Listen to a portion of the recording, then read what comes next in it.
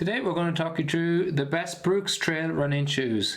We've got a max cushioning shoe, we've got a fast road to trail running shoe, and we've got one of the best all-rounders. We're going to break down the cushioning, the performance, the fit and the lockdown to give you a better idea of what shoe might work for you depending on what type of terrain you're running on and what type of performance you want to achieve.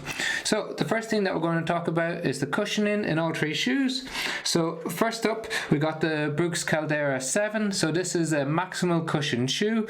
It's got 39mm of cushion in the rear foot, 33mm of cushion in the forefoot, giving you a 6mm difference from the back to the front of the shoe. In return for having this extra cushioning, it comes in at around 300 grams for a men's 9 US.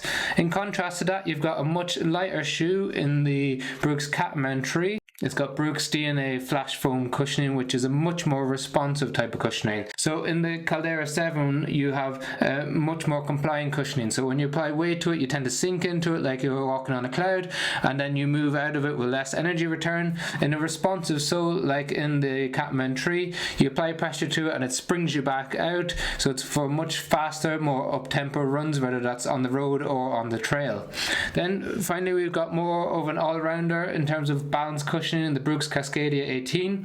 So what you get with this is you apply some pressure to it, it gives you some energy return, some pushback, but it doesn't have as much responsiveness as what you get in the Catamount 3. It has 33mm of cushion in the rear foot and 25mm cushion in the forefoot, giving you an 8mm drop. Comes in at the heaviest of all three shoes at about 312 grams for a men's 9 US. Inside the cushioning on this you've got a rock plate, which is also present on the Catamount 3. Then on the undersole of the shoe you've got Brooks's Trail Tack green outsole, which is 25% recycled material. It's got multi-directional lugs, and the lugs are about 4.5mm in depth. That helps to give you good contact and good traction on moderate to technical terrains. It can handle wet rocks, but you might need to be a little bit more careful. But on most terrains, most trails, it has really good grip, really good traction. In contrast to that, you've got 3.5mm outsole lugs on the Catamount 3, and that's probably what makes it more transitional onto the road, because you don't notice the lugs as much while still giving you some traction.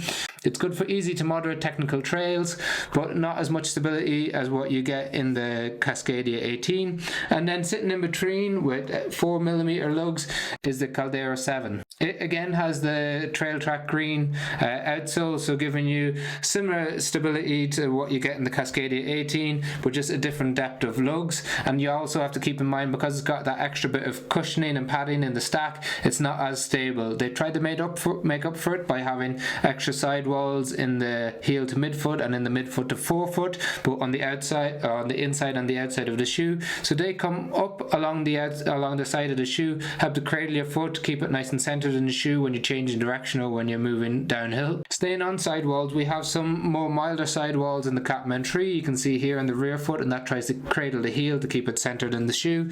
And you got very mild sidewalls in the Cascadia 18, again just in the rear foot. Then as we move into the upper part of the shoe, so both the Catamount 3 and the Cascadia have more tapered toe boxes to give you more of a snug fit, more of a racing fit, whereas you have a nice wide broad fit in the Caldera 7, which is better if you struggle with issues around Morton's neuroma, metatarsalgia and bunions, because you get the padding in the forefoot stack and you get that extra space for the toe box. All three of them have a little bit overlay around the toe box, but not really any rigidity to give you some protection to your big toe. They all have an engineered mesh on top, nice thin laces for all three, while they all have a good lockdown and they all have gusseted tongues so that the tongue doesn't move from side to side.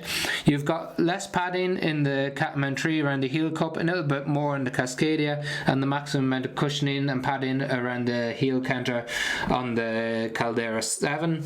It's a little bit more rigid on the Caldera 7 and on the Cascadia, while it's nice and flexible on the Catamount 3. And then you've got this nice gaiter addition both on the Cascadia and on the Caldera. So What would we use all three shoes for? If you're looking for a maximal cushion trail running shoe that can do long distances, give you ultra comfort without compromising stability too much, then we'd look at the Caldera 7. If you're looking for a road to trail shoe that's really responsive, really quite quick for up-tempo runs, 20 to 30k in distance, then we'd look at the Catamount 3. If you're looking for an all-rounder with some balance cushioning, some stability elements that you want to take for 150 kilometers plus, and we tried and tested that with our tester Dave for all three of these, then we'd recommend the Cascadia 18 as the best all-rounder in terms of Brooks trail running shoes. If you got any questions on any of these shoes, please leave them in the comment section below. If you found the video helpful, we've got loads of more trail running reviews coming up, as well as a collection that's already in our catalogue.